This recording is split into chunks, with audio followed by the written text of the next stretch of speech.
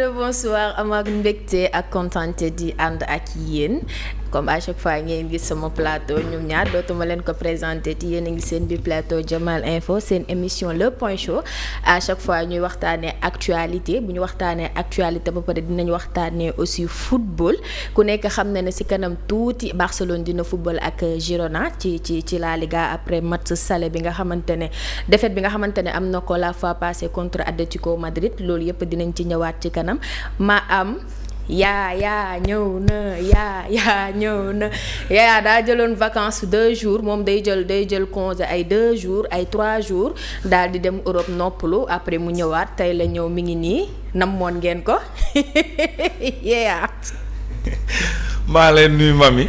maa ngi lay fay. di nuyu Danilo. maa leen gënoon namm nag sérieusement maa leen gënoon namm di nuyu défaillant bi ci biir. ak Moussa mi ci régie bi.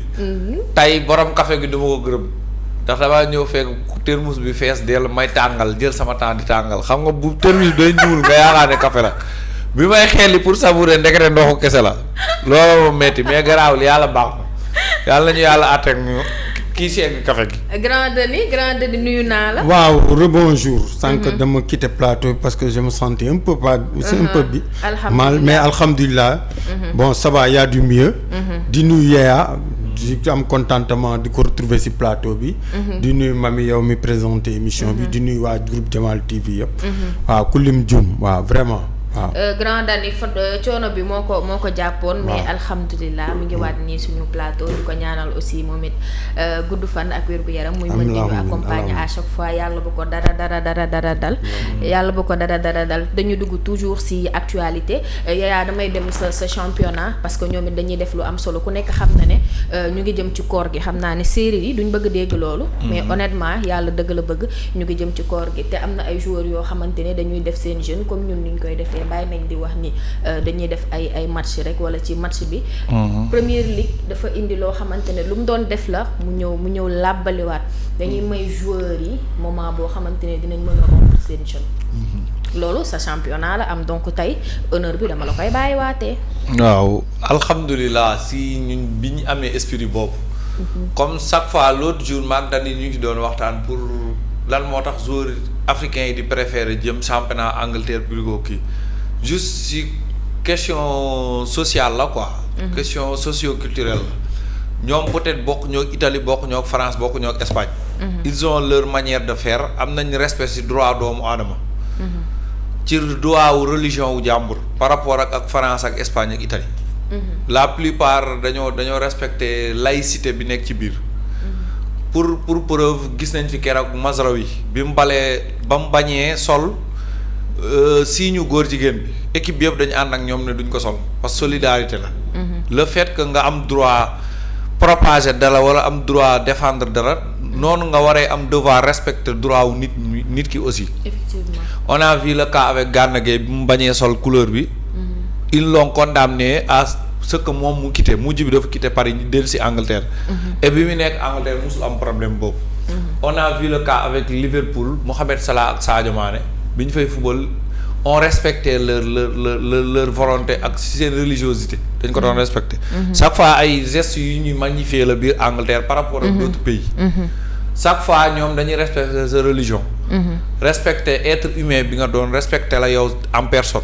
li ngay représenter dañuy def si yow lu bëri. même si tu n'es pas musulman tu es chrétien ou autre chose ñoom dañuy respecter li nga doon. respecter loolu gis nañ Diogo Jota nii Liverpool dundee ak moom. on l'a vu. xam nga kuy dem bay défendre animal nit mala kuy défendre mala kon nit du la jaaxal. gis nañ fi le cas avec Juma. vidéo bi mu fuitee muy dóor muus bi gis nañ condamnation yu ñu ci def. ñoom ils sont sévères en matière de discipline quoi. parce que dañoo respecter doomu aadama yi respecter droit doomu aadama yi. on a vu côté discipline bi hasard bi muy kaj yi supporter boobu fa la jaaree nekk millionnaire.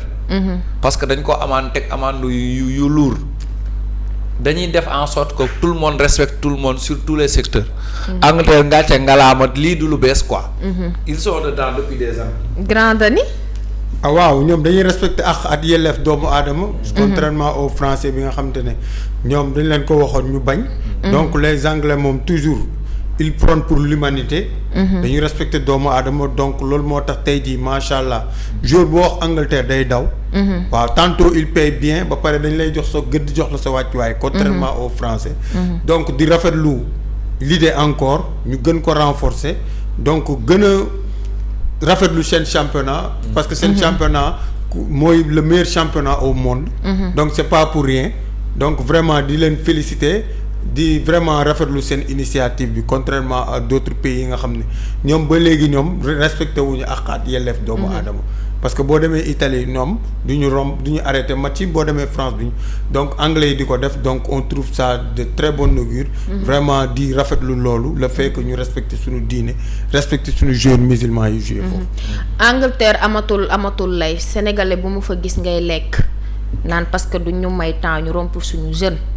dinaa la boole ak Boy Kobarsi ndax léegi lay amatul donc da ngeen di daal di woor force Ndeye Anta nuyu naa la bu baax a baax Serigne nuyul ma Yaya dégg na nuyoo bi Grand Dani ba tey damay des yow parce que ku nekk xam na ne Barça dina jouer ci kanam tuuti moom ak Girona avant ñu ñëw ci Barça Girona bi dafa am loo xamante ne dafa xew ma laaj leen ko fii barki démb ne leen phénomène bi nan la ko football tuddee man moom damaa jël sama décision bu ko football utalul tur sax dinaa ko utal tur parce que man équipe bi daf ma xaw a jaaxal peut-être Grand Dani dina ñëw ci histoire tuuti coiffé histoire Atlético ak le coach pourquoi ba tey daxaguñ ko parce que j'arrive pas à comprendre tu frappes Betis 5-0 coupe même pas une semaine nga ñëw championnat Betis door la 1-0 ñu ne déetawaay tu frappes Barcelone 4-0 ñii di jouer ñëpp xam ne yow mii nii par la force contre Rayo di nga door Rayo 10 nga ñëw ci t'inclines 3-0 face au Rayo de Pathé 6 donc man équipe bi j'arrive pas à cerner lan mooy seen politique. waaw les colchoneros bon les matelassiers bu ñu leen doon wooyee bu njëkk way donc ñoom. les anciens pensionnaires du Vicente Calderón donc ñoom dañu nekk équipe boo xam ne en fait ñoom ñooy rivalu Real Madrid biir Madrid. Bon mais Espagne ba léegi il tarde à vraiment position bi ñu waroon amuñu ko ba léegi et pourtant c'est pas faute de moyens parce que attention boo xoolee ci 10 dernières années yi boo xoolee sax li ñu dépensé xaalis benn club du ko dépensé en Espagne. Donc mais pour man Diego Simeone il est trop protégé là-bas. Parce que def na fa 15 ans depuis 2011 il est là-bas donc te 15 ans yi 2 titres la fa jël bon 2 titres donc 2 titres de champion finalu na 2 fois Ligue des champions. Gagné na benn yoon Europa League gagné na ko 2 fois du moins gagné na Marseille finale gagné na en 2013 tam jëloon na ko. Donc mu nekk équipe boo xam ne daal pour man. Seen ambition ñoom daal defe naa topp Real ak Barça ci ginnaaw dérangé wu leen parce que pour man avec autant d'argent qu'il pour man waroon nañu mën a même bu ñuy perte championnat. ñu titiller le Real et le Barça mais damay gis ne même en championnat Real ak Barça dañu leen di teel a largué. Donc man je trouve que sur un côté. Il manque d'ambition pour man waroon nañu gën a foxale. waaw parce que pour man ak ñoom mënuñu nekk le club le mieux dépensier d'Espagne l'un des meilleurs clubs dépensiers en Europe te chaque fois dañuy lutter le titre jusqu'au bout là ils sont largués le Real mu ngi leen rawee 15 points Barça avec un match à moins il a 13 points d'avance sur eux pour man loolu du yoon donc l'entraîneur bi muy door a ñëw il avait prôné pour un jeu défensif daanul jël but yu bari nekk meilleure défense pendant des années mais léegi il xam na ne léegi système boobu ça ne paye plus léegi mu ñëw ne day def un jeu beaucoup plus offensif changer effectif am yëpp mais n'empêche ba léegi l'équipe ne prend pas son envol bu teyee ñu ne Atlético équipe bu mag la bu subaa nga ne équipe bu ndaw la donc mi fig mi raisin genre dollar bu teyee ñu yéeg ba ci kaw bu subaa ñu waaj xoolal keroog dañuy rey gaynde sam démb bukki daaneel leen barki semaine bële ñu jàpp Betis terrain dóor ko 5 ñoom Betis fekk leen seen terrain dóor donc c'est une équipe inconstante Atlético daal pour man il manque d'ambition et que coach bi il a trop duré là-bas man à mon kii le président Cerezo doit trouver un autre coach pour man dafa yàgg trop. waaw il a pour man daal son discours daal dafa yàgg foofu.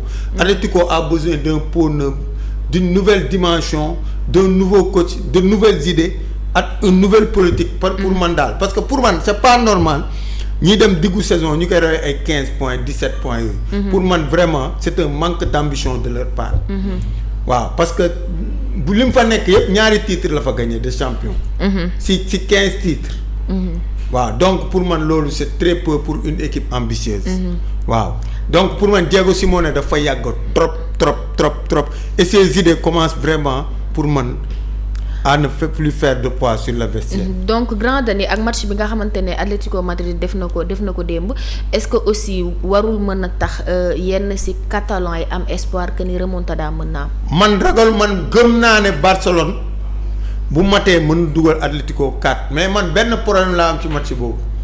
mooy Barça nan la mën a def ba du encaisser man sama problème du but yi Barça di dugal mais Barça est-ce que mën na téye sa cage. inviolé. man bañu ma ne Barça mën na dugal n'importe quelle équipe 4 buts mais aussi est-ce que Barça moom il est capable de garder sa cage inviolée man équation boobu rek la am ci match boobu mais quant à Barça ndax mën na dugal 4 buts loolu c'est pas un souci pour moi.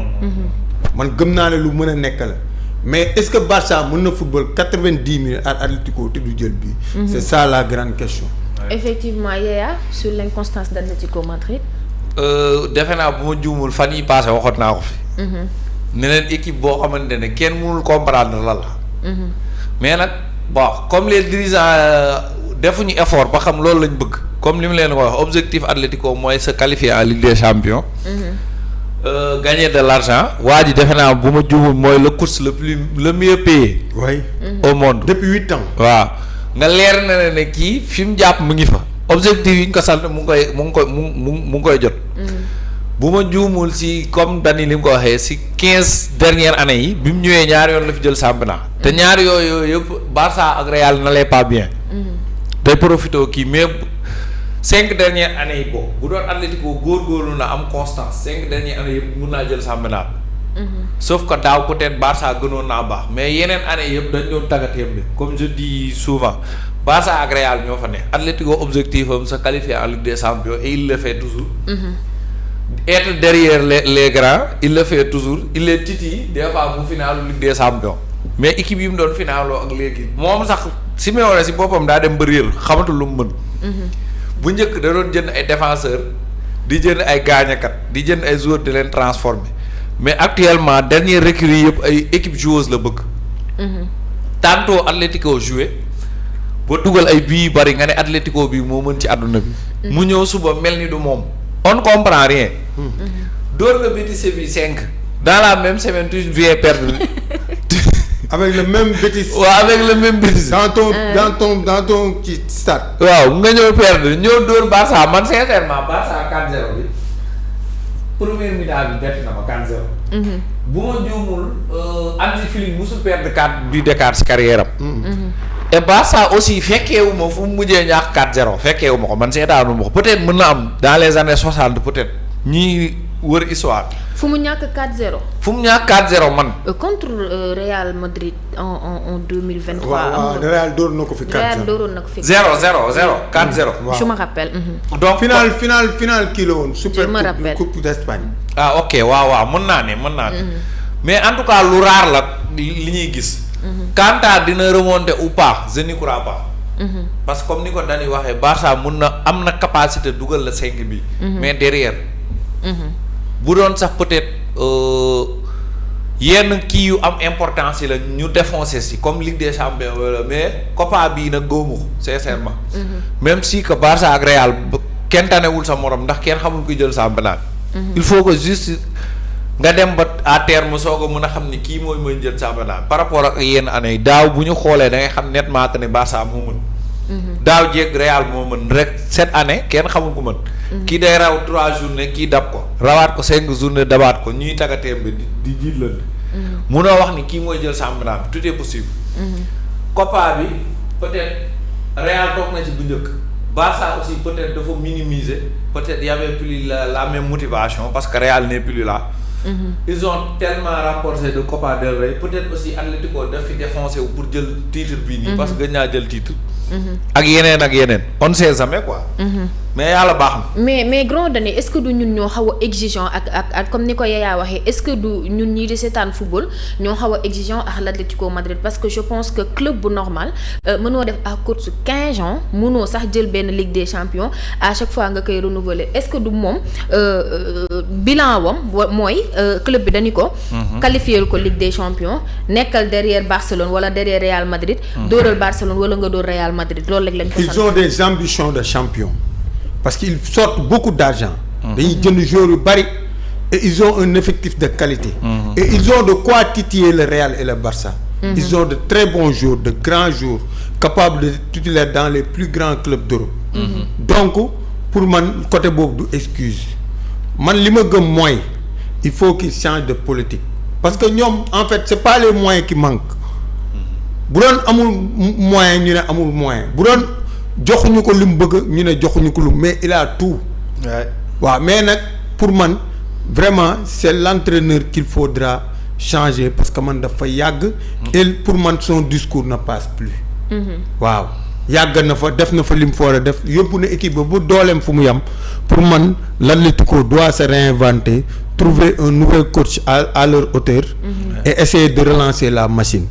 parce que façon moyen bu nekk jox nañ ko ko.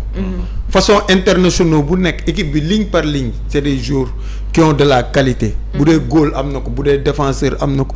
bu dee milieu am na ko pour ne pas citer bu dee des attaquants am na ko. gars yi ëppale wuñ ko dara. mais le problème mooy pour man dafa yàgg. te yàgg moom bu lu mu nit moom on peut pas faire du neuf avec du vieux. man loolu laa gëm donc pour man seen problème c'est l'entraîneur il faudra trouver un nouvel entraîneur une nouvelle ère et changer la politique du club. Parce que normalement l'Atlético doit être capable de titiller le Real et le Barça jusqu'à la fin du championnat di xëccoo mais Atlético ne peut pas rester à 13 journées de la fin être largué à 15 points ça je suis pas du tout d'accord.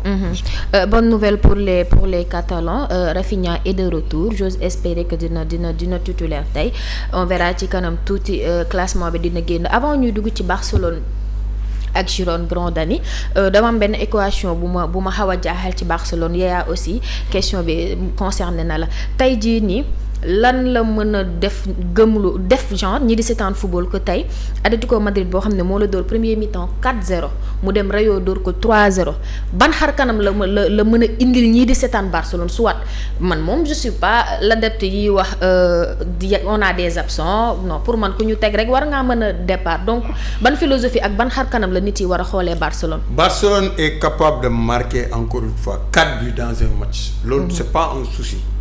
Mais Barcelone lors des grands matchs pour man Barça n'a pas une défense à la hauteur de son équipe depuis l'année dernière.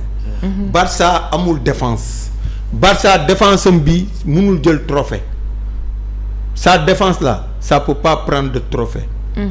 Donc pour man Barça est capable de marquer l'Atlético 4 buts mais Barça aussi est incapable de jouer un match avec un grand club et ne pas encaisser parce que sa défense est son point faible. waxuma waxu ligne haute bi sax mais sa défense n'a pas de qualité. équipe bi maanaam équipe bi défense bu mu méngool amu ko. défense bi tanewul sax bay baax donc pour man Barça il est capable de faire marquer 4 buts mais pour man Barça aussi il est capable d'encaisser des buts. loolu moo tax man je ne crois pas à cette remontada là. non je parle même pas de remontada. mais tey ñëpp dañ doon wax Barcelone ñëwaat na mais qu'est-ce que ça fait tey Atlético Madrid dóor la 4-0. même Atlético Madrid boobu dem Rayo dóoraat ko 3 te Rayo je pense que mi ngi ci suuf. waaw mais Rayo pour man Atlético. Ils sont en train de donner beaucoup plus en Coupe du Roi qu'en championnat. Pour man championnat bi xam nañ ne perte nañ ko léegi actuellement seen doole yëpp ñu ngi koy def ci Coupe du Roi bi. boo xoolee keroog ils ont joué un match tambour battant premier mi-temps bi ñu accéléré deuxième mi-temps bi ñu casser rythme gérer seen match. mais démb pour man physiquement. Rayo Vallecano nga xam ne football woon ci semaine bi dara moo ëpp fraîcheur te dafa feeñ ci match bi. donc effort yu ñu def pour man match mercredi jeudi bi. jeudi ak dimanche c'est 2 jours 3 jours d'inter pour man effort yooyu moo fayeeku mais gëm naa ne bu doon Rayo Vallecano dafa football jeudi comme ñoom bu ñëwee du leen ëppale fraîcheur mais dem pour man sur le match d'hier ils ont manqué de fraîcheur. waaw parce que gis naa leen seen joueurs yoo xam ne ils étaient performants le jeudi démb ils traînaient le pied. mais ba tey balaa may dem ci Yaya Grand Dani am na lu ma d'accordul su fekkee Atlético moom xam na ne championnat bi perse na ko ba pare moo tax doole ji mu am yëpp mu koy def coupe du roi mais championnat bi aussi nga nekk ci 4 premiers yi wala 5 premiers yi dafa am loo xamante ne dina ko jouer ci sa prochain match yi te boo xoolee Atlético Madrid Barcelone Real Madrid ñu ngi ko rawee 15 ak 14 points te ki ci ginnaawam ñoom ñaar ñoo tolloo. waaw mais moom à part Villarreal amul menace xoolal classement bi.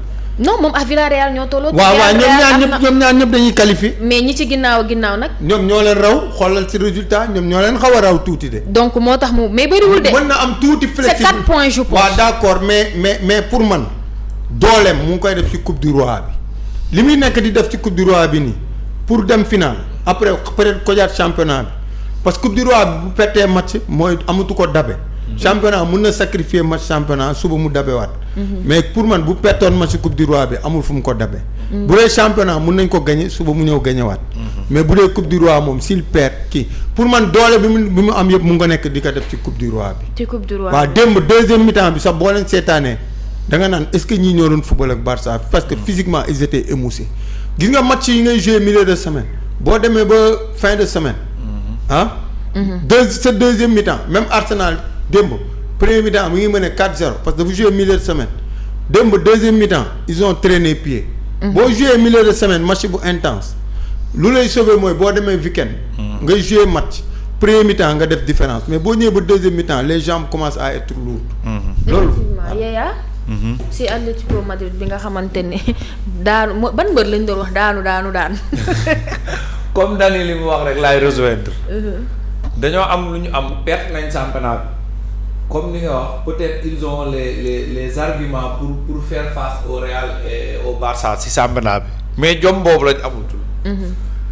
si may wane objectif peut-être yuñ koy laaj. mi ngi koy def. objectif de club bi se qualifier en Ligue des Champions rapporter de l'argent mi ngi koy def moo tax peut-être mu am longévité bi ñu koy fay lu ñu fayul kenn. direction bi dañoo ñàkk jom ci ambition si may wane daa ñàkk jom ci ambition moo tax ñu mën a déggoo pour dem foofu. cadre Barça bi Atlético xam na ne comme tu l'as dit coupe du roi bi trophée la bu important biir Espagne. Real est éliminé Barça moo fi nekk boo ci xëppee li nga am le Barça va mal. peut-être fii ak 2 semaines mun nañ baaxaat continuer ba fin saison baax. parce que ils ont les joueurs pour baax. peut-être discours bi moo xawoon tega tembe ak blessure tu as l'occasion d'éliminer le Barça da nga ciy xëpp li nga am nga éliminer ko. bi si des nga xaru qualifier final. mais xaru qualifié final li ci des comme tu l'as dit nga dabe assurer sa 3e place parce que mooy seen objectif. bu ñuy dem peut-être début championnat 20 équipes wala 18 équipes wala 16 équipes yi bokk ci benn championnat quel que soit le championnat ñëpp dañ naan ku nekk 0 point nga tàmbalee objectif la mais li tax ñu naan favori c'est parce que mënaayu équipe bi la. bu ñu nee Espagne mu ngi dem première journée championnat ba jëm fin championnat. ñëpp dañ naan Real wala Barça kan moo ko siy jël. sauf exception Atlético ñëw wala keneen mais sauf exception Barça ak Real lañ ci xalaat. kon loolu du seen souci quoi. Atlético ren am na possibilité jël coupe bi da ci xëpp lépp. match bii nii Barça bu ñëwee di remonter 4 bi dina jël ginnaaw parce que attaque bu Atlético bii attaque bu fort la. Real gënu koo baax attaque Barça gënu koo baax attaque ndax Julián Álvarez. amul Real amul Barça. Sorloth il est équivalent aux autres attaquants des autres équipes. Effectivement. Griezmann c'est un international français avec longévité ak expérience. ana keneen ka nu mu tudd Giuliano Simeone. doom ji ak beneen attaquant bi yëpp. aussi Lookman. waaw Lookman voilà Lookman bu ñu mujjee recruter il est bon milieu terrain bi joueuse la quoi. dañuy football. Derrière aussi ils sont capables de gérer un match. s'ils mènent mais ils sont capables de foutre le bordel en même temps. looloo naan disconvient même pas. sama problème mooy Barça comme ni ko Danilo wax mun na laa dugal 8 bi mais bañ a encaisser bi mooy problème. parce que défense problème bi nekk. du ma génn Espagne damay des Espagne ba tey parce que demain moom xam ngeen ne plateau yi day neex Mami la grande sœur jaaroon na fi si suba moom aussi demain dina fi ñëwaat ndax match Ligue des Champions am na bi ñëpp duy xaar nag demain am na parce que suspense mën na cee am et Mourinho comme ni mu ko waxee rek nee na moom bëgg na gagner Real Madrid nee na moom bëgg na gagner Real Madrid demain loolu nag waxu mag la nu ñu koy waxatee sax Mbappé il revient aussi Mbappé dina jouer demain. Courtois aussi pareil dina jouer demain mais Yaya balaa ñuy dem ci Girona Barcelone bi gëm nga ni Mourinho man dama jàpp ne peut-être bu dee match aller rek. mën na yomb pour Benfica mais aller retour bi. c'est deux contextes différents. match bi mujj bi ak match yi nii du benn je l'avais dit après match ba leen biñ tirage ñu ne Benfica la amaan ma ne Mourinho peut-être amul chance match bële Mourinho la woon les joueurs actuels du Real Madrid peut-être amuñu concurrence ak Mourinho amuñu motivation bi peut-être que entre-temps Arbeloa mu ngi doon soog a ñëw ils étaient en avec un problème boo xamante ne peut-être que Alonso moo fa ne woon ça n'allait pas bien ñu teg ci tuuti Arbeloa ñëw ñi football ils étaient pas bien dans leur tête Mourinho ñëw éliminer leen avec la manière yóbbu leen barrage qualifié en même temps avec benn bii boo xam ne venu d'ailleurs quoi kenn foogul ne bii war naa dugg heure bi ak ni mu duggee c'est les faits du football entre-temps le Real reste le Real en aller et en retour te Real moo mën fukki Benfica Real la leen mën match bële benn match la ba match bii match calcul la les joueurs du Real s'ils veulent gagner Benfica ci aller bi mën nañ ko dóor 8 parce que ñoo mën Benfica sur tous les plans un Mbappé peut faire mal bu ñëwee s'ils ont envie de gagner un match ils vont le gagner avec la manière te gis nañ 2 matchs a ngi nii xaw ma qu'est-ce qui a changé ci biir Real Madrid mais seen football changé na gën nañ am fraîcheur physique gën nañ am rapidité je sais pas xam am na lu ñu yokk ci entraînement yi je sais pas xaw ma ba xam man maa am seetlu boobu. mais la manière dont il jouait bu njëkk peut-être dañ manqué woon motivation peut-être léegi lañ am motivation. peut-être entraînement yaa changé peut-être am na lu ñu yokk ci ñoom mais il joue avec rapidité. il joue avec fraîcheur. 2 derniers matchs yi ñu football te ils essaient de marquer beaucoup de buts. li ma mënta wax daal football kenn xamut kuy gagner. mais Real bi moo mën fukki Benfica. te am naa yaakaar mu dóor ko aller retour. loolu sama ngëm-ngëm la. Grand Dani. waaw mais man dama gis match bële ma gis match bu yéeme ma ne woon c'était Mourinho contre le Real. Mourinho son piège am jour boobu jàll na. il a piégé le Real moo génnee Real ci top 8 bi léegi lii ce sera un autre paire de manches le Real demeure l'ultime favori de ce match. match bu ñu ko joué woon 100 fois Real mooy nekk favori 100 fois. mais dans un match de football. tout peut se passer. Ouais. mais man pour match bii nii. je verrai un match encore le même type de match que match bi ma gisoon.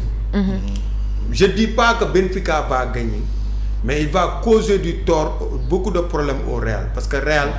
Mourinho xam na seen problème et que gëm naa ne Mourinho dina leen tànc et que bu ñu nelawee même match bi mën na reproduire même bu fekkee Benfica mën na bañ a gagner. mais le match aller sera crucial. pour le match retour.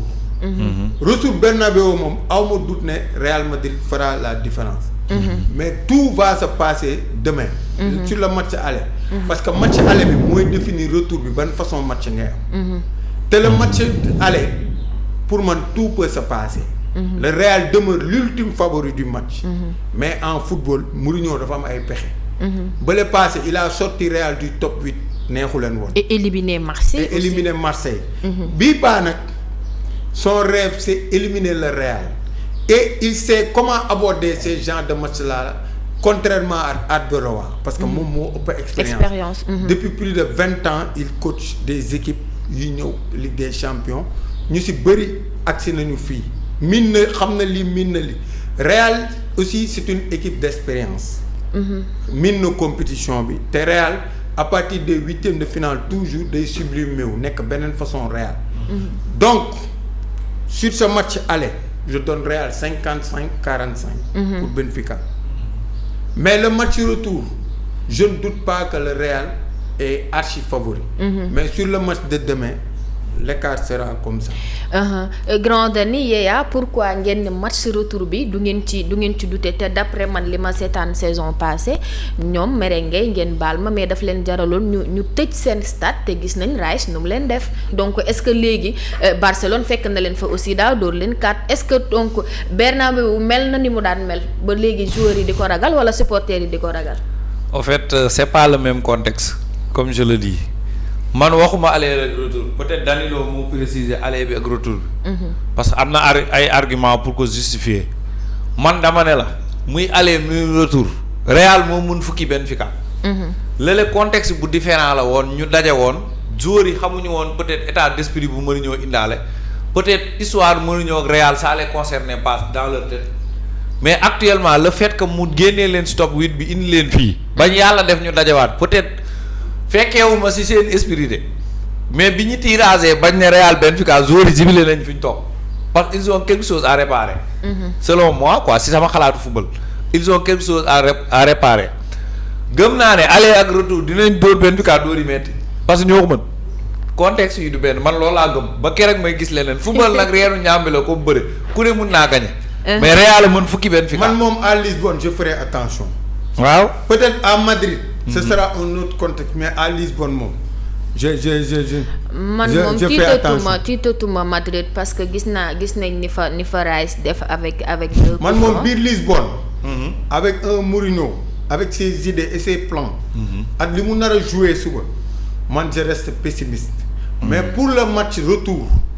foofu aw ma fa xel ñaar à Bernabéu avec l'appui du public et le Real qui voudra se qualifier et tout ça mais pour le match de demain. Je préfère miser sur la prudence. Le Français François Letizia sera l'arbitre de demain entre Real Madrid ak Benfica selon Jamal nee na c'est le meilleur arbitre au monde. Selon Jamal. Jamal dafa yabaate. baal leen ma yéen ñi ñuy seetaan sur la chaîne YouTube maa ngi wax olof bu baax maa ngi wax olof juste que peut-être mënuma wax phrase bu yegg te du am français loolu kese moo tax maa ngi leen ci jéggalu et di leen nuyuwaale de passage di leen wax merci beaucoup Grand Dany. Rodrigo ak Asensio ils sont suspendus pour le match de demain.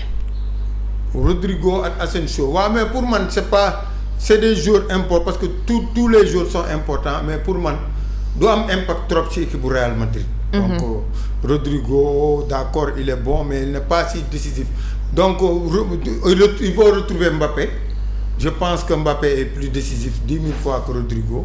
Donc il gagne en change donc Asensio aussi c'est pas un titulaire indiscutable donc je crois pas que ces deux absences vont avoir un impact sur l'équipe du Real Madrid.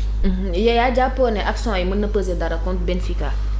waaw peut-être dinañ am parce que Asensio il est bon dans la défense madrilène mais bu ñàkkee aussi y a d'autres qui peuvent le remplacer. Rodrigo aussi il est important dans l'équipe mais n'a jamais été un titulaire indiscutable du Real. Chaque fois da ngay gis ne dañ ko minimiser même s'il est très important comme d'autres le pensent. mën na football côté gauche côté droit comme axe ci biir axe bi il est important. Mais y a Mbappé si Mbappé va bien le Real va bien. Comme li may wax booy Mbappé Real ñaari joueur la Mbappé mooy dugal Courtois mooy góol Mbappé mi ngi fi Courtois mi ngi fi Vinicius bu doxee il peut à lui seul gagner un match. ñeneen ñee ngi fi Arda Güler mu ngi fi Brahim Diaz y a des joueurs talentueux ci kaw am na tam joueurs yu valeureux ci ginnaaw. Donc man gisuma seen absence lan la mën a changer Real quoi. Effectivement ba tey rek damay toogaat Espagne parce que li ma leen waxoon sànq rek match dina am ci kanam tuuti La Liga te nekk na aussi match boo xam ne war nañ ko jël au sérieux parce que Barcelone ak Real Madrid en ce moment benn point lañu rawante Barcelone moo ko rawee benn point donc pression am na sur Barcelone parce que bu nulee sax Real day reprendre tête Liga bi et je pense que loolu mooy charme La Liga mais pas premier bi rawee ay 10 ak 11 points loolu dina neex supporters yi mais ñi nga xamante ne dañuy seetaan football dañuy xam ne compétition dootul am Grand Dani match Barcelone bi léegi. ce sera un match très très difficile. parce que Girone mu ngi woon ci suuf donc Girone day bañ a wàcc donc actuellement ni équipe yi bañ a wàcc yëpp fu mu toll dañ nekk di fippeeku. gagné leen du yomb malgré que Barcelone est favori Barcelone devant Girone Barcelone est favori. mais Girone peut amener des problèmes au FC Barcelone. Et Barcelone n'a pas encore gagné ce match. Parce que moi je vois un match très difficile et que Girone vendra très cher sa peau. Barcelone peut gagner ce match, hein? Attention. Barcelone est le favori de ce match. Mais c'est un match piège. Barcelone n'a qu'à faire attention sur ce match-là. waaw parce que il peut être piégé par Girone. Grand Dani bu ñu xoolee équipe bu Barcelone bi ñu xool ñi nga xam ne jóge nañ de blessure yëpp ñu ñëw sànq yaa ngi may wax y a des joueurs yoo xamante ne ils déçoivent. oui je parle même pas côté défense parce que souvent côté défense dañuy waxtaanee Cubarsí ak nu ñu koy waxatee sax gardien bi fan yii yaa ngi naan dafa def erreur mais boo xoolee côté attaque bi. Olmo pour man.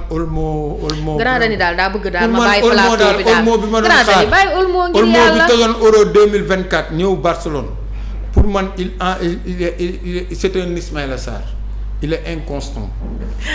Ferran Torres waxi nopp donc les seuls joueurs qui sont constants c'est Lamine Yamal, Rafinha. Lewandowski à un degré moindre malgré avec l'âge doo ko laaj lu bëri. Fermin il joue un peu personnel. Donc pour man le retour de Pedri et de Rafinha est vital pour cette équipe-là. Parce que pour man l'équipe du Barça sans ces deux joueurs-là il perd la moitié de ses forces. Donc encore une fois match bi on a besoin d'un Rafinha et d'un Pedri sur ce match. Je sais pas si Pedri sera là. Je crois pas. Mais Rafinha présent sur ce match sera un atout non négligeable pour le FC Barcelone. Mais ils ont un adversaire à prendre au sérieux. Parce que Girone aujourd'hui vendra très cher sa peau. te match bi tey waroon na gën a neex bu fekkee terre mu ngi fa mais il paraît que dafa blessé donc du mën a nekk ci camp yi tey mais bu fa nekkoon dina neex comme bi Elche di daje ak Barcelone ak Iñaki Peña Yaya sur le match d'aujourd'hui. waaw match bi de favori bi comme on l'a dit Barça la. mais comme Real jiitu na ko entre temps parce que Real la ñu ko football sur des points peut-être pression lay doon ci supporters yi pression ci ñiy seetaan mais si Barça déroule bien moo mën fukki Girone. s'il déroule bien Hansi Flick a un discours buy motiver ay joueurs te gëm naa ni peut-être même si mën naa difficile mën naa ñàkk difficile football. mais Barça am naa ngëm-ngëm ni day gagner Girona. C'est possible hein c'est largement à leur portée. Mais je dis que Girone vendra très cher sa peau aujourd'hui.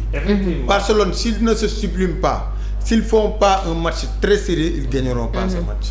Yaya en tant que supporter u Chelsea question bi du ma ci dem ci Grand Dani ci yow laa ciy ñëw dañu gis Lamine Yamal ñëpp ñu ngi ñu naan décisif mais boo xoolee match yi mu décisif match yu amul impact la parce que ay par exemple ay Elche la ñu nga ne Rafinha def na Lamine Yamal def na lii mais match de référence saison bii nii Lamine décisive gu si parce que boo xoolee contre Real Madrid bi ñuy gagné la Liga la fois passée match aller bi Lamine performé wul dañ ko isolé complètement. Match bi passé aussi contre Atlético amul deful match bu baax au fait. Bon depuis l'année dernière ci à partir deuxième tour Ligue des Champions bi lay performé. dajeeg équipe bi di wane boppam. d'abord dans la personne qui est am na talent def lu bari talent bi mu ngi ci moom. mais lan mooy extérioriser talent bi. loolu mooy problème bi d'abord lan mooy extérioriser le talent bi pour qu'on puisse extérioriser le talent d'un joueur il faut plusieurs facteurs. D'abord le facteur psychologique foog nga ne ci am ngëm-ngëm ne yow mën nga lii mën ngaa def lii ngëm-ngëm boobu d'abord beneen bi mooy entourage bi beneen bi mooy mode de vie bi nga yor. xam nga Neymar est plus talentueux que Yamal. Neymar est plus talentueux que beaucoup de joueurs. mais am na joueurs yu bëri fulla bu ñu am ak li ñuy jël Neymar amul fulla boobu noonu et pourtant il est plus talentueux. L'année dernière à partir du deuxième tour def na fi lu extraordinaire ci football avec peut-être statistiques yu moyen que ñeneen ñi. bañ am ci moom yaakaar jiital ko loolu la daaw loolu la xew ren jii après sa blessure au retour de blessure toog naa fi def vidéo ne peut-être il ne va pas bien peut-être qu'il a besoin de psychologue. ba fa dégg ci façon commentaire bu ne. parce que nit ki buy supporter li mu gis rek lay gis. effectivement surtout les Catalans boo waxee lu dem ci contre leur équipe wala leur joueur rek dañuy am esprit nañ kii daf ñoo bañ. on parle football bañ Yamal wala bañ Barça amul leen lu may yokk wala lu may wàññi. Barça xamuñu ma man maa leen xam maay toog di wax ci ñoom. Barça ne savent même pas que Yaya existe. donc bu ñuy wax amuñu benn intérêt buy wax parce que dara du leen mës a atteindre. mënumaa wax bañ dégg ñun ñooy waxtaan suñu biir ku nekk li nga gis ngay waxtaan.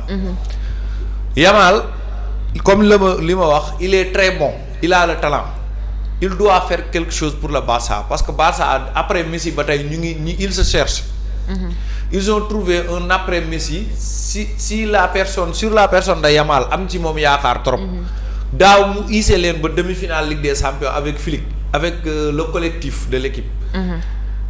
projet bu ñuy construire ci ñoom la peut-être daaw ak ren bokkul bu ma juumul jege na biiwu daaw yi mu amoon. bii mu amoon daaw jege na ko defe naa bu dugalee la koy def n'est-ce pas. romb na ko sax voilà donc statistique côté bii bi mu ngi yokk mais côté boot équipe bi avancé ak ñoom moo des. s'il retrouve confiance il fera mal ci weer yi di ñëw jëm jeextal championnat bi. ak Ligue des Champions parce que il est capable de le faire mën naa boot équipe bi def ko mais il faut qu'on l'aide à le faire. sur tous les plans lan la soxla. de quoi a-t-il besoin nan la war a placer woo si terrain parce que entraîneur boo amee benn joueur bu valeureux bu la mën a indil dara da ngay waxtaan ak moom. essayer de le mettre à l'aise xool lan la mënee xool lan la soxla. bu dee vos deux idées se coïncident boo amee benn Mbappé ci équipe tu sais qu'il est capable de t'amener beaucoup de choses. tu le prends à ton aile nga ne ko lan nga soxla. nga indi sa idée ni lii laa gis lii laa bëgg ci football moom mu ne la nii laa ko gisee ngeen jéem a travailler ensemble nga. tabax équipe bi autour de lui. nga waxtaan ak joueurs yi c'est comme Pape Thiaw ak Sadio Mané. bi ñi nekk fii naan Sadio Mané màgget naa mënatul daa war a kii j'avais dit qu'il devait être protégé pour mu def CAN bi mu war on l'a protégé il a fait sa CAN il nous a ramené la CAN. c'est aussi simple que ça. Pape Thiaw a été intelligent peut-être serait un autre coach mun na ko écarter ba Sadio Mané gis boppam su bàyyi. wala mu bañ a def li muy def. mais il a su le protéger un coach doit discuter avec son meneur d'homme peut-être il est jeune xale la mais il peut être un meneur d'homme parce que gis nañ fi ay joueurs yu 17 ans yu boot seen équipe. il faut que ñoom ñaar ñu waxtaan ñu xool nan la mën a travailler pour progression wu Yamal parce qu'il est important pour le Barça non seulement mais pour le football. parce qu'on a besoin de voir des talents éclore. et persévérer dans l'éclosion. Voilà. effectivement daa mel ni damay delluwaat ci Grand Dany rek parce que 11 bi génn na ci suuf dangay am Juan Garcia Cubarsí Koundé Eric ak Gérard Martin digg ba Olmo moo fa nekk Firmine ak Frenkie ca kaw contingent ba Lamine Yamal moo koy jiite Ferran Torres accompagné de Rafinha brom pressing Rafinha il est de retour il est aussi titulaire Grand Dany boo defee sa analyse ci classement bi ba pare dama bëgg nga ñëwal ma ci benn joueur parce que li Adamo di wax rek dafa mel ni da ngeen ko ragal muy Frenkie de Jong. ragal non Frenkie de Jong c'est un joueur de classe mondiale. Moussa affichel ma ko foofu affichel ma classement. Frenkie de Jong est un joueur de classe mondiale. c'est fait. mais pour moi depuis qu'il est au Barça il n'a pas progressé. moi en tant que Hollandais yàgg suivre Frenkie de Jong. pour man un Frenkie de Jong de bons jours est capable de faire le meilleur. mais des fois sur certains matchs il a tendance à se noyer surtout quand Pedri n'est pas à ses côtés. il perd le fil du match normalement si Pedri n'est pas au milieu c'est lui qui devait être le leader technique. mais malheureusement je crois que sans Pedri il n'arrive pas à sortir du lot donc côté boobu Frenkie de Jong moom wax dëgg yàlla pour man il est mieux avec Pedri que sans Pedri. le match contre Chelsea l'a prouvé le match contre Real aussi l'a prouvé et le match contre Atlético l'a prouvé donc pour man Frenkie de Jong il est meilleur il n'est pas encore capable d'être le vrai patron du milieu du Barça en l'absence de Pedri. donc Frenkie de Jong moi je le préfère avec Pedri que sans Pedri. oui malgré qu'il a duré au Barça mais Frenkie de Jong on attendait beaucoup plus de lui au Barça que son niveau qu'il montre actuellement. donc Rafinha son retour sera bénéfique pour le groupe pour le contre-pressing, pour les actions décisives, c'est l'homme des grands rendez-vous. Et à chaque fois, lorsque le Barça est dos au mur, Rafinha nous sort du lot avec un geste d'exception pour faire gagner l'équipe. En plus de cela, bon, vraiment daal Rafinha daal pour man il est indispensable au même niveau que Pedri dans cette équipe-là. mais grand donné est-ce que war nañ toll ci football comme li ma doon casse sur le cas de Cubarsí ak Inigo yenn pro Cubarsí booy Cubarsí dañ ne Cubarsí li tax ñuy gis méforme moom parce que Inigo nekku fa question boobu laay posé waat ci Pedri ak Frenkie est-ce que joueur professionnel foot moderne bi fi mu toll xale yi bëgg a football war nañ toll fu ñuy wax Frenkie kii la mën a àndal mënul ànd ak kii. waaw mais en football il y a de la compatibilité. Tu peux faire des associations. Et les joueurs ne sont pas compatibles. Football dafa bëri joueurs yoo xam ne ils sont mieux à l'aise lorsqu'ils jouent dans le 3-5-2 avec des pichons. Il y a des joueurs qui sont meilleurs en 4-4-2. Il y a des joueurs qui sont meilleurs en 4-3-3. Il y a des joueurs qui sont meilleurs en ça dépend du schéma tactique de l'entraîneur. Am na joueurs yoo xam ne aussi ils sont mieux à l'aise lorsqu'ils jouent avec des joueurs qui ont l'habitude d'évoluer. Donc football joueur dafay dépendre ci façon bi équipe bi di jouer. Liverpool loolu moo leen dal ren ils ont acheté des joueurs yoo xam ne qui sont pas compatibles avec leur système de jeu. Donc en ce moment-là c'est à l'entraîneur de se réinventer. La défense montante de l'année dernière avec Inigo Martinez est un joueur de 35 ans qui a beaucoup d'expérience. Yàgg joué xam terrain plus de 500 matchs de Liga. C'est pas pareil avec un Cubarsí qui peut dépasser les 100 matchs mais qui n'a pas encore l'expérience et l'étoffe d'un Inigo Martinez. Donc Inigo Martinez la façon dont il peut diriger la ligne c'est différent de Cubarsí. Parce que les expériences ne sont pas pareilles. Donc football dafa am lu ñuy wax compatibilité. Il y a des joueurs qui sont compatibles qui vont ensemble. Il y a des joueurs qui ne sont pas compatibles c'est-à-dire seen façon de jeu niroowul. Donc ñooñu boo leen boolee ci terrain la mayonnaise ne prend pas. Et l'équipe risque d'en subir les conséquences. Yaya question bi aussi ça te concerne est-ce que tollu nañ ci football bu ñuy wax joueur professionnel diw kii la compatible la kii bu dul kii du dox te Frenkie nekk joueur boo xamante ne sans Pedri war na mën a bot Barcelone. waaw chaque jour ma wax ko y a plusieurs façons de joueurs tous maanaam lépp ci psychologie la. ak capacité d'adaptation. Am na joueurs yi dem ci club duñ adapté wu ci club bi ñu jóge fa dem feneen adapté wu am na ça existe on peut citer plusieurs exemples. Des fois di nga fekk club ne ci crise doo fa nekk nga dem ci beneen club réinventé wu nekk beneen joueur. Il y a des joueurs qui s'adaptent vite. Comme ay Alonso nu ma koy waxee bi muy jóge Real di dem Bayern. Mais il y a une différence entre Ajax bu 2019 boo xam ne c'était une équipe de phénomène 2019 ils ont éliminé le Real éliminé Juventus defe naa Tottenham moo leen éliminé demi-finale. Disposition milieu terrain 2019 boobu du De Jong ba pare il faut d'abord nga xool effectif bi gars yi amoon nañ Mathias de Ligt amoon nañ Mazraoui amoon nañ André Onana amoon nañ Larsson amoon nañ Lisandro Martinez amoon nañu borom kii Quincy Promes amoon nañ Hakim Ziyech Van der Beek et cetera et cetera jaay nañ joueurs yi bëri ñu bëri tojuñu. Ce n'est pas seulement peut-être Frenkie de Jong moo kiiwul Frenkie de Jong ba léegi mi ngi football ndax bi ñu ko jaayee Barça ba tey mi ngi Barça. ren mu dox suba mu bañ a dox mais il joue au football par rapport ak ñeneen. Ziyech doxul Chelsea Ziyech joxul Chelsea. jaayaat nañ ko mu dem ñeneen ñi de Ligt Juventus la demoon doxul ñu indiwaat ko mu ngi tourner di def tour équipe bi. Van der Beek doxul Man United. Équipe boobu ils étaient jeunes. seen coach bi sax déjà seen coach bi ñoo na maan yu doxul ils étaient jeunes ils avaient la liberté de jouer. Disposition bi De Jong nekkoon autour de Van der Beek wala Larsson wala Lisandro Martinez wala benn David Neres exactly wala Quincy Promes wala Hakim Ziyech disposition bi ñu doon amee. Kasper Dolberg. waaw merci ak Tadic disposition bi ñu doon rouler ak liberté d'expression liberté de jouer bi espace zone bi peut-être bokkul ak Barça. Barça a un système boo xam ne yaa ñoo adapté aussi. moom du Flick rek moo ko yor il était là avant Flick. d'autres coachs l'ont eu des fois mu dox des fois du dox problème bi li ma waxoon ci Yamal laay waxaat moom.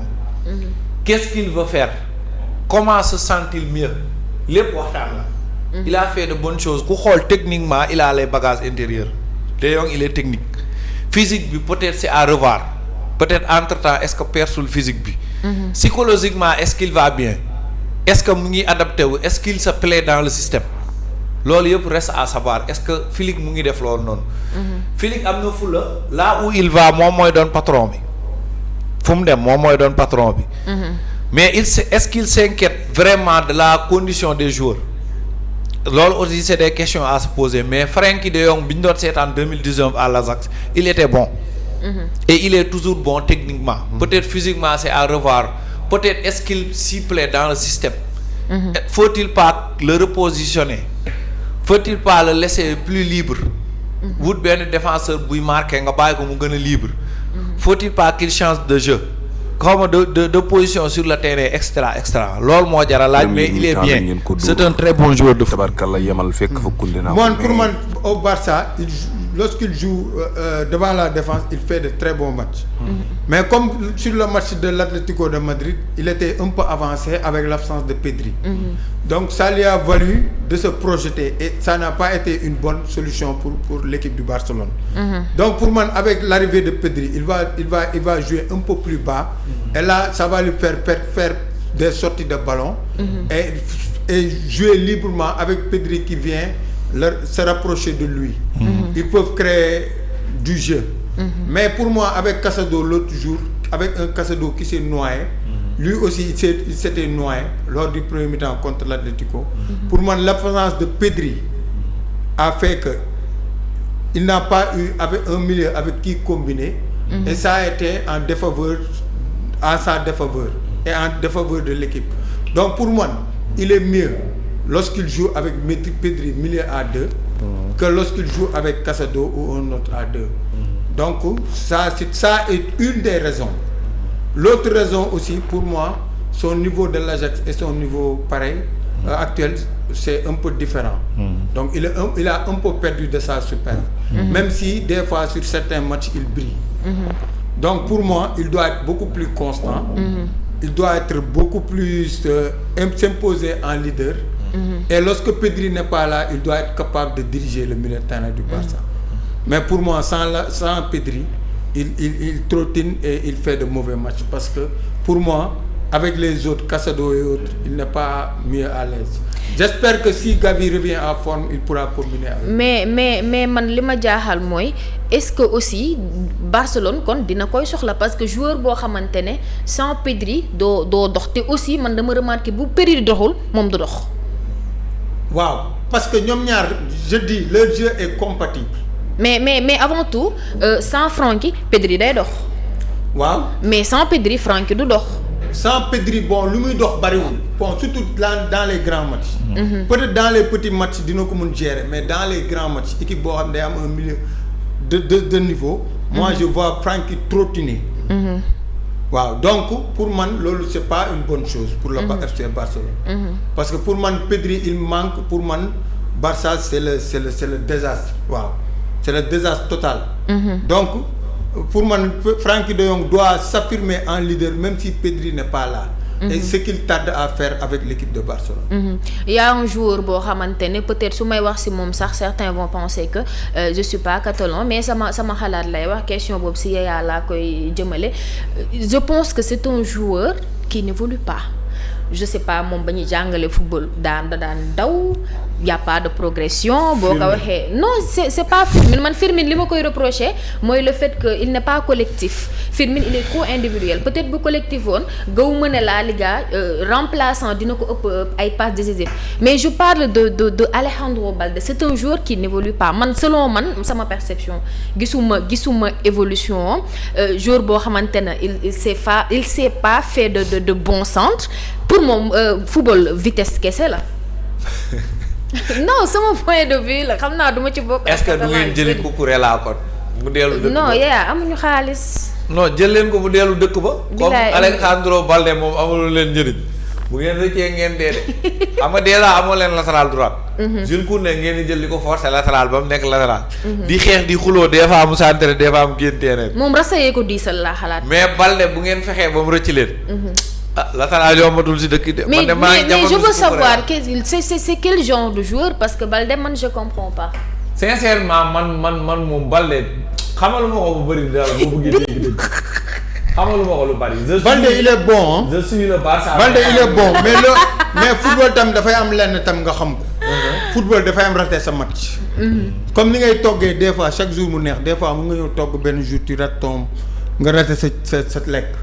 sa togg c'est pas que tu es mauvais mais ce jour-là tu es passé à côté ay nit la ñu aussi. mais non mais grand Dani man moom Balde moom xam naa ne du ma ci bokk ak ñu bëri opinion bu fekkee 10 match la 9 yi da koy raté benn bi. lay non man c'est ce que j'ai vu. non c'est pas comme ça non.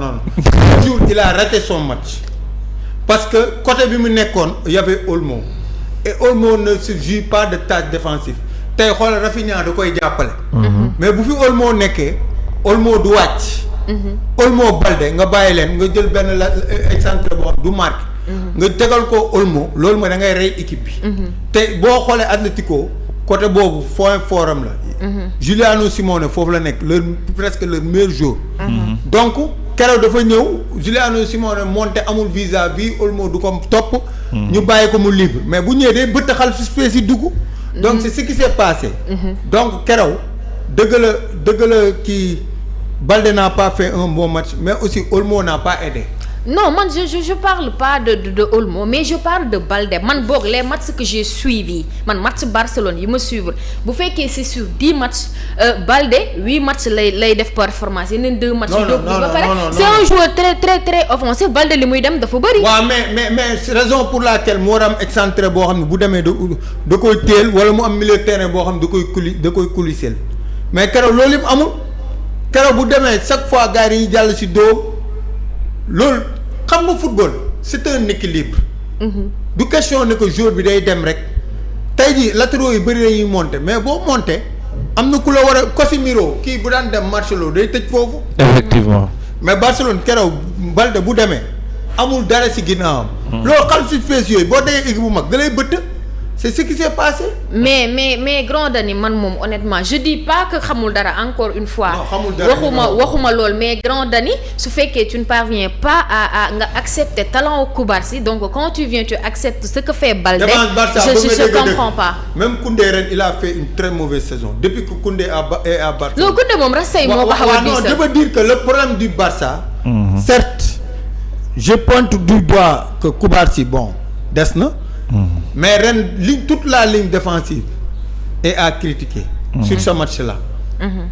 parce que munoo critiquer kii bàyyi kii c'est une ligne défensive quand on parle d'une défense on parle d'une ligne.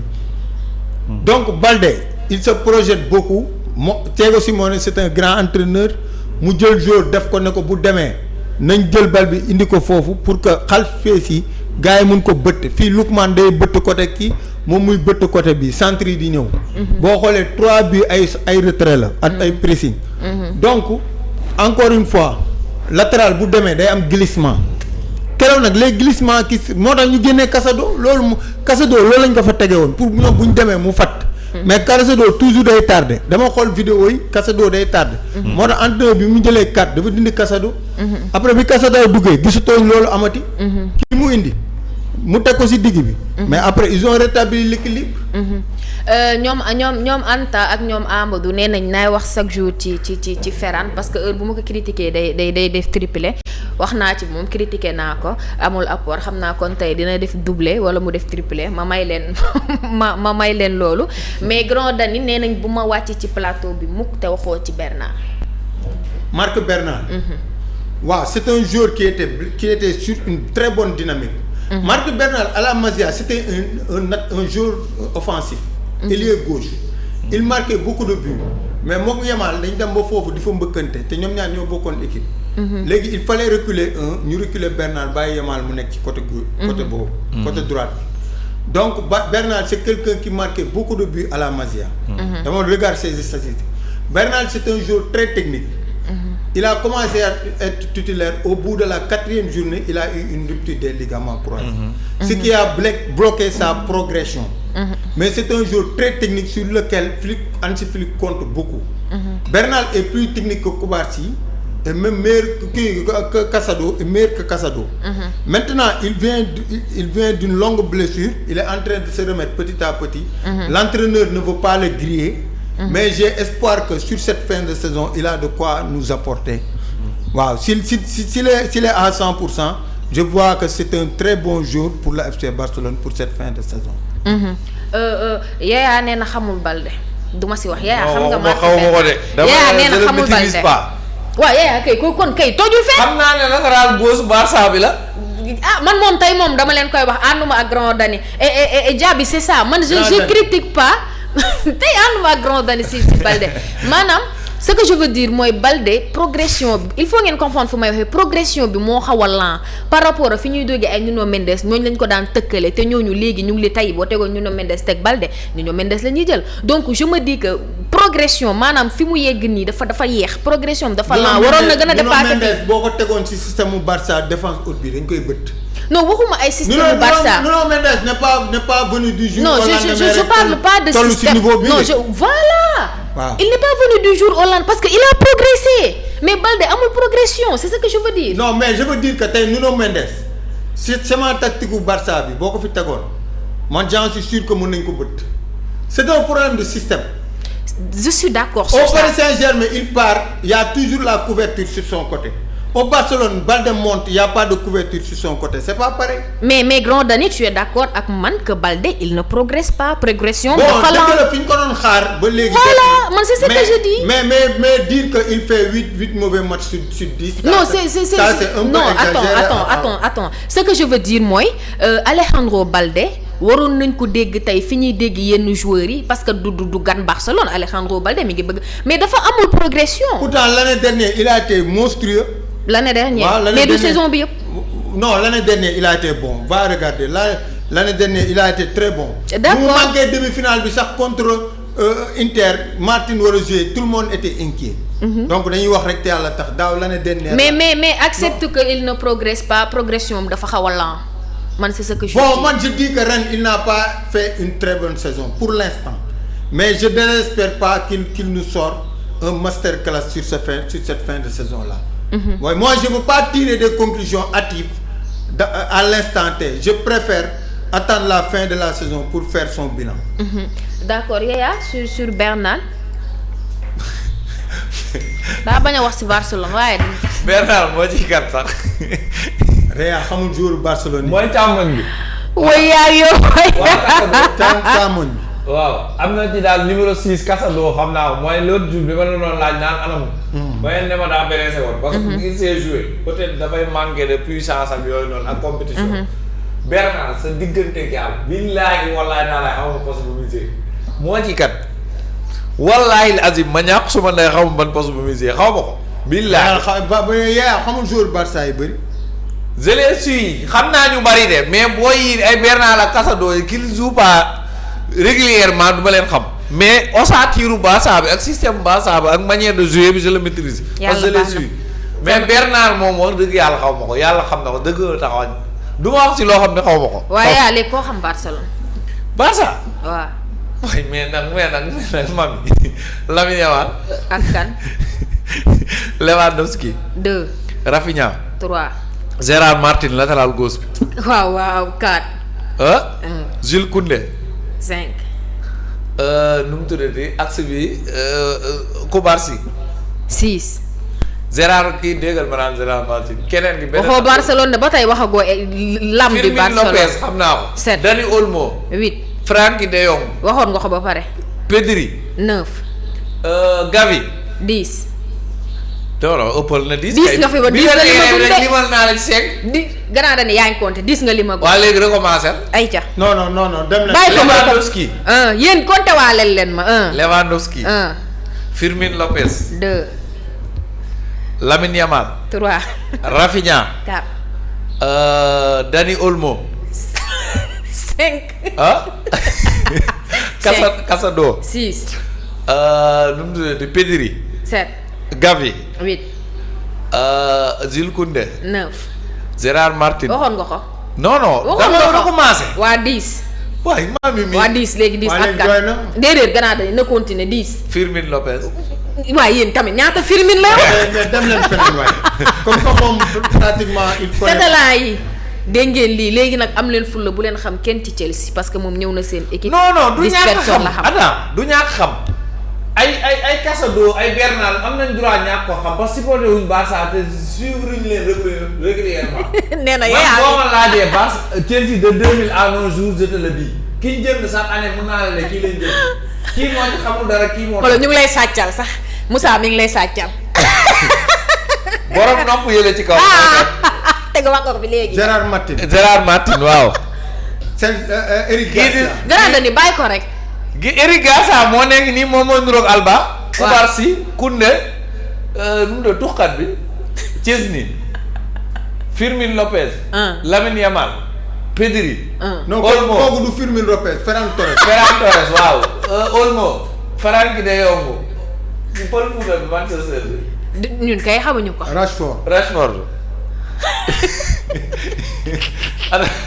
boobu mami jàllal ci leneen. Barça moom dëgg yàlla. dama jaaxle. ak ni ngeen di toppee Yaya. en tout ak cas ni ngeen di toppee Yaya. j'analyse les matchs j'analyse les systèmes. Anta nee na dinaa wax lu dox ak lu Anta nee na waa mami Yaya mi laaj ko lu mu ñu déggal. déggal lu ma leen dara de mais booy ay Bernal mais man j'ai le droit de ne pas connaître Bernal. parce qu'il ne joue pas régulièrement. xam nga l'autre jour pour preuve. dama leen laaj Barça amoon na benn booy da ngeen wax Casado ma leen ba xam mooy booy càmmoñ bu mun fubal boobu doon fubal 6. waaw ma leen anamo ngeen ma dafa blessé woon mais toog na ñaata weer fubalul j'ai le droit de ne pas le connaître mais keneen ko fubal dinaa la lii ak lii la. kii mooy kii. waaw ba si pël Fuuta bi. Rashford loolaa doon wooye sama copain kii damaa leen rek la Guinée la jóge. Grand Denis y a un joueur boo xamante ne nag nee nañ c'est le remplaçant typique de Lamine Yamal et pourquoi Flick du ko bàyyi muy jouer bu Lamine doxul muy Ronny Bargy donc bon pour man poste bi muy jouer buñ la waxee nga jàll ci sant bi wala tur lii mooy maîtriser. pour man Ronny Bargy c'est un très bon joueur mais au Barça il n'aura pas de temps de jeu parce que en fait Ramal mooy blessé wala mu génn pour mu mën a jouer. donc pour man daal le Barça gagnerait plus à le prêter à un club boo xam ne il va vraiment performer là-bas parce que pour man c'est un joueur qui doit jouer et bu toogee Barça du am temps de jeu donc te loolu ça peut freiner sa progression. donc man je préfère ñu abal ko benn équipe pendant 2 ans. mu dem acquérir une expérience et pourquoi pas revenir mais pour le moment à l'instant T avec Lamine Yamal qui jouera presque tous les matchs.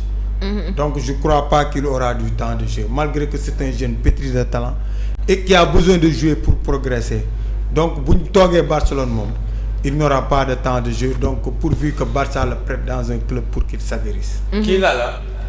Ronny Bargy. ok kii daa mel ni mag la de kii kanam mag la yor. non c'est un jeune joueur. mais kanam gi daa mag du ma ko joxaat parole. kii si Rodri lay gën a nuróol sax dafa nuróog Rodri ci. Rodri bu City. waaw dañoo nuroo Rodri. c'est Ronny Bargy. ok xam-xamee nga ko de fotol kanam gi ndax nga bañ koo fàtte. non man nee naa la j'ai pas besoin de connaître tout le monde je suis un match du Barça je te commande le match. mais Yaya yow dama lay déglu man wax naa la su match si jeexee damay daw sa part da ngay analyser donc nag Yaya da ngaa war a xam ñi mën football nag. déggoo li ma la wax de j'ai pas besoin de connaître tout l'effectif du Barça.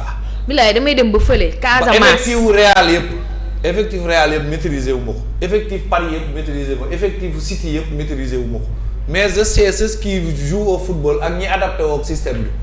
Chelsea laay supporté. boo ma laajee Chelsea de 2000 à nos jours ma wax na ku ñu fi jënd ku fi follow ba ku fi followul. ku ci mës a sol numéro 6 ak ku ci mës a sol numéro 7. je maîtrise ça parce que Chelsea la.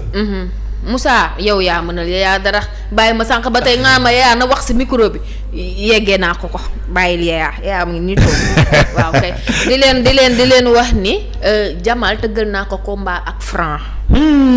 Grand Dani mu ngi koy yóbbu. lan ak Yaya.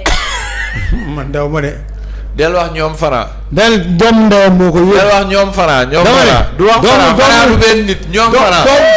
doomu ndeyam. moo ko yóbbu doomu ndeyam a ngi nii. ñoom Franc. ñun bëriwul ak ñoom Franc. man daw ma. en tout cas man gàcce goo xajuma ci. man signé naa man si ménager yi laa bokk. ma ni bul wax Franc del wax ñoom Franc. man yow daal yaay doomu ndeyam yaa ko yóbbu. man xaw ma def mu dem sax ñu duma ko dumay mel. xaw ma defe. waaw. non du defet de rek. booy commencé préparer leen yéen ñëpp ngeen takku ba dëgër man maay ménager bi. signé naa jox naa ko adversaire si suba gars yi dama ngañ. signé naa nañ ko jox Lac de Guiers. non man signé naa. bilaay da ngay daal. signé nga ne lan. day daal Lac de Guiers. non man sax dama signé. parce que man maay ménager bi grand dani moo ko yóbbu ak Yaya jour ba Jamal tëggal nañ ko combat moom ak Franc may Franc nañ ko jox Lac de Guiers. wallaay da koy daal nañ ko jox Jamal. nga ne lan. billaay da ngay daal. looy wax ni yow. waaw grand dani Franc ku daan ñii ñëpp nga ne nañ ko jox Lac de Guiers ban mbër moo ko daan fii. grand dani Franc la ñuy wax de. non dama ne Lac de Guiers nañ ko jox Lac de Guiers mu jàpp ko daan ko ma xam ne Franc daanaan la. grand dani Lac de Guiers. na dem. waaw nan la léegi nan la Lac de Guiers daanee Lac de Guiers Lac de Guiers benn mbër ñemewu. grand Lac de Guiers nii dina arrière ba Franc daanu. arrière fan. waaye yow xamoo Lac de Guiers laa la wax bu fekkee Franc kii na dëggal na boppam na ñëw. Lac bu arrière ba Koumpentoum sa Franc fekk ko foofu. kan non loolu moom Lac de Guiers musoo gis mbër bu ko jàpp daan ko musoo ko gis. mais grand ni Franc na ñëw. ñoom Franc ko tëgg loolu làmb bëgg na ko. mais est-ce que Lac de Guiers bëgg bu dee Bandiaye bu may dégg. Lac de Guiers daan na ci combat sax lan. Lac de Guiers mi ngi ci combat. waaw mais dama ne. moom PNS ñooy bëre. waaw dama ne bu combat boobu jeexee nañ ko jox Lac. nee nañ ma boole koog Yaya. booy da ngeen maa bañ. yéen kese naa li fi Yaya. nee naa combat boobu man dama ko bëgg. ah yàlla baax. non je t'assure. te man Bandiaye bu ma ko gisee naa ne ko tëgg mook Aziz naa leen tëggal. waaye yéen grand dani tamit lu ko Lac de Guiers def. non Bandiaye ak Aziz naa leen gis te bu ma leen gisee naa leen tëggal leen combat bi. mais est-ce que Lac de Guiers pare na. kan. waaw yow Lac de Guiers dafa mbër bu muy rëkkale. waaw mais dama ne. mais est-ce que ñu ngi si xelam. dama ne Lac bu jógee foofu mën na ko jël. bu ko PNS daanee rek Franc du ko jël. man Franc bu daanee Lac ma sumil ko sàpp. ba tey nii sumiloo ko sàpp. non sumil naa ko sàpp mais ak Tapha Tine man Lac man na jàpp Lac mu daan. mais grand dani Franc daan non man dama bëgg a gis man mbër bu jàpp Lac bëreeg Lac jàpp Lac daan. Tapha Tine moo daan Boy Niang. waaw moo daan Eumeu Sène. waaw ay champion la daan. Eumeu Sène. waaw Eumeu Sène moo ko defet ci arène bi. waaw mais daan na ko rek naam parce que champion il a été roi des arènes. waaw dama ne la. dama ne Franc 16 combats 16 victoires. waaw dama ne déggoo. nee na que na 20e sax. déggoo sama la Franc actuellement moo téye làmb ci diggu loxoom loolu kenn werante wu. en tout mais cas man balaa maa kontaan. ci Franc. mu jàpp Lac de Guiers daan ko. man de gëm naa ni fu Lac de Guiers dugg Franc fekk ko foofu daan. man damay ragal mu arrière ba daanu. man loolaa gëm man. combat boobu de képp kuy amateur làmb da nga koy bëgg. man combat Franc bu ma gis. mbaaka maak mu ñëw taxaw dafay xam ne daal. waa déggoo li ma la dama ne la. combat boobu amateur de lutte yi ñoo koy bëgg. en tout cas Franc ma nga denc.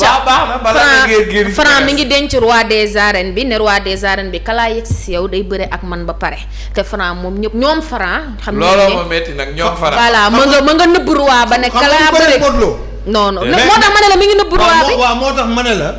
nañ ko jox Lac de Guiers. grand dani Modou Lo nag génn Sa Thiès ba pare ñu lijjanti loolu. grand dani Lac de Guiers nga wax de.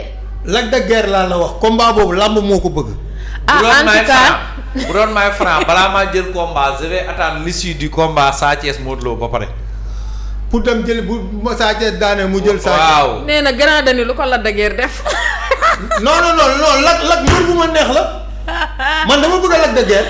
en tout cas ñun ñii nga xam ñun tamit démb dañoo daal di am ndam bébé Sonko démb daan na félicité leen ma Bou Siteu daan na ñun nag ñu ngi laaj caatu yoof. caatu lan non grand dani yow. Bou Siteu Bou Siteu Bou Siteu yow. Bou Siteu mooy laaj caatu yoof. Bou Siteu bu duggee si caatu yoof jur boobu ruy lay reere. ñun daal waa kër Bou Siteu caatu yoof la ñuy laaj.